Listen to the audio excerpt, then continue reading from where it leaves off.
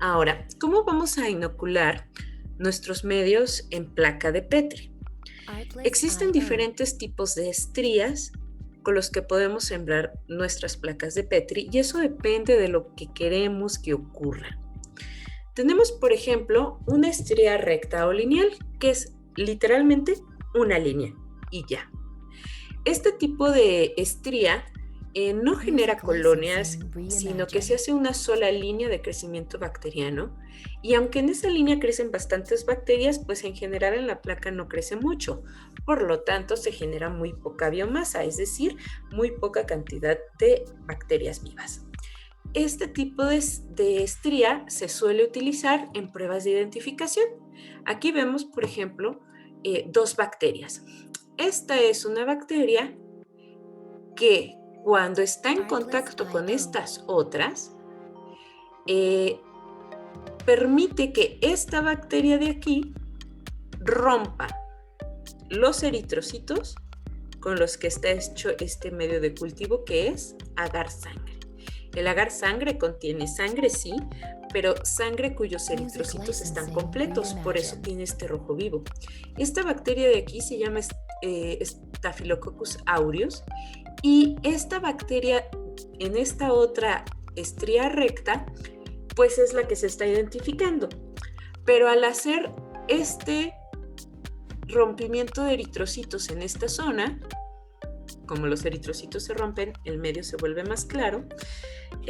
Al hacer este rompimiento de eritrocitos aquí, ahora podemos decir que esta línea de bacterias corresponde a una bacteria en particular que se llama Streptococcus agalactiae.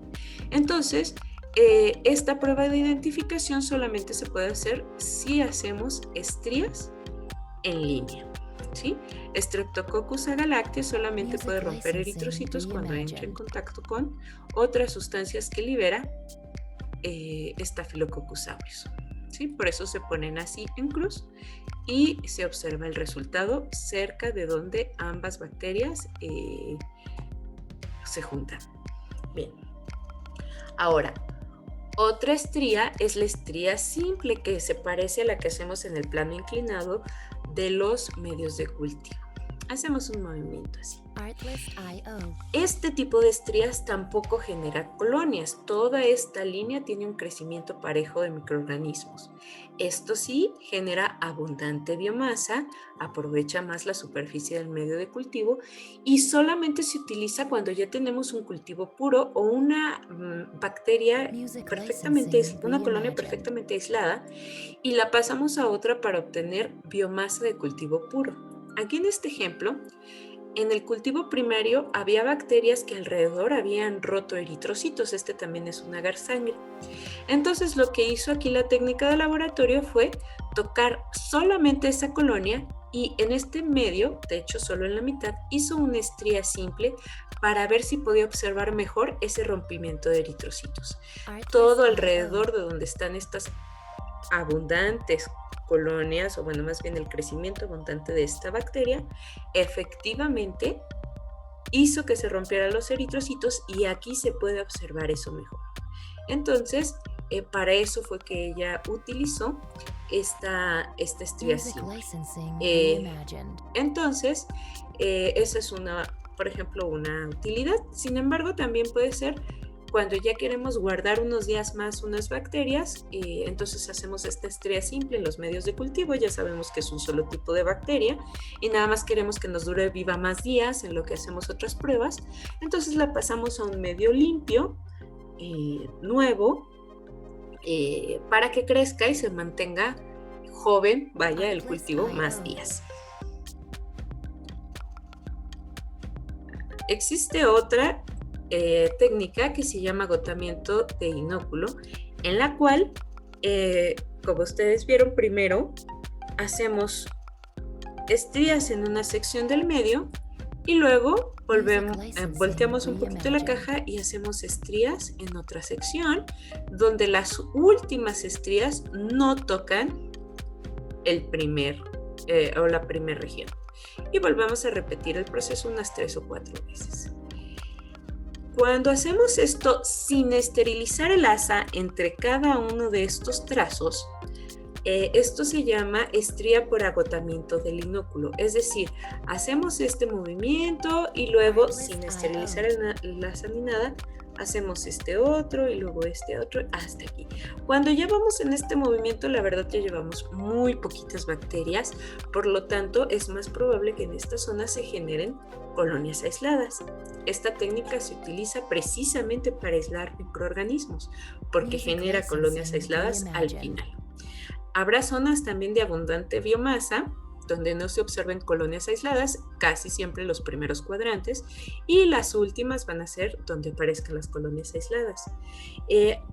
Como les digo, esto es precisamente para empezar a separar los diferentes tipos de microorganismos que hay en una muestra, y se utiliza cuando la muestra puede tener un inóculo escaso o provenga de muestras que ya se sepan que tienen muy poca diversidad.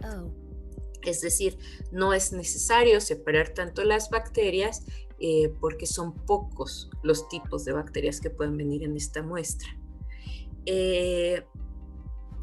Muy parecido a esto está la estría por cuadrantes.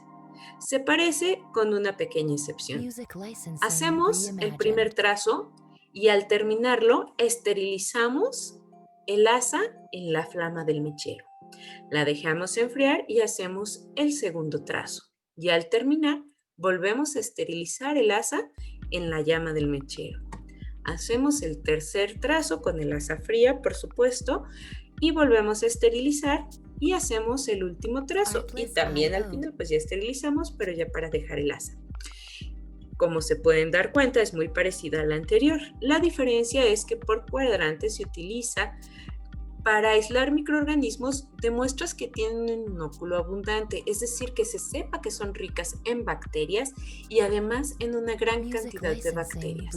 Por ejemplo, los exudados faríngeo y los exudados, y la muestra de heces se siembra por cuadrantes para obtener colonias aisladas, porque como se podrán imaginar, las heces son ricas en bacterias y además tienen una gran diversidad de ellas. En cambio, otras muestras, por ejemplo, de personas que han estado en tratamiento antibiótico recientemente, o de ciertas secreciones que ya se sepa que no tienen tanta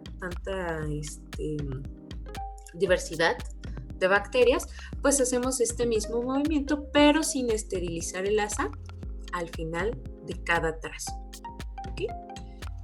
En ambos casos se generan colonias aisladas, zonas de abundante biomasa y zonas con colonias separadas. El resultado de ambas, bien hechas, es algo así como esto.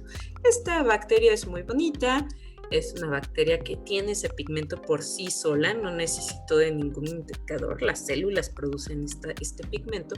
Entonces el primer movimiento va a generar un área rica en bacterias que no tiene estas colonias aisladas.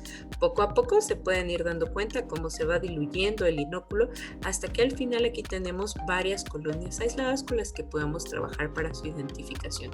Esta bacteria se llama Serratia marcensis, es muy común en el ambiente, sobre todo en lugares húmedos, y normalmente no causa ningún problema, excepto que ya seas una persona con unas defensas muy bajas, alguna persona hospitalizada o algo así, serían los que puedan tener algún problema con ella. Por lo general es bastante inofensiva. Ahora, hay otros tipos de estrías para otro tipo de fines. La estría masiva, como su nombre lo indica, queremos obtener la mayor cantidad de bacterias posibles y está hecha para llenar la placa de bacterias. Por lo general se utiliza el hisopo, no el asa, ya que eso nos permite una distribución más uniforme de las bacterias sobre la superficie de la placa de Petri. Para eso, primero, hacemos una estría simple pero bastante cerrada y tratando de abarcar la mayor cantidad de superficie en una dirección. Al terminar, sin esterilizar el asa, pero sobre todo, como por lo general usamos el hisopo, sin hacer nada al hisopo, ni tomar más muestra ni nada, con el mismo inóculo, hacemos otra estría masiva de manera perpendicular a la anterior. Como eso puede no ser suficiente, hacemos ahora el mismo movimiento pero en diagonal y luego en la otra diagonal. Esto nos genera un tapete de bacterias al día siguiente. Nos permite tener abundante biomasa, pero para esto debemos estar seguras que tenemos un cultivo puro.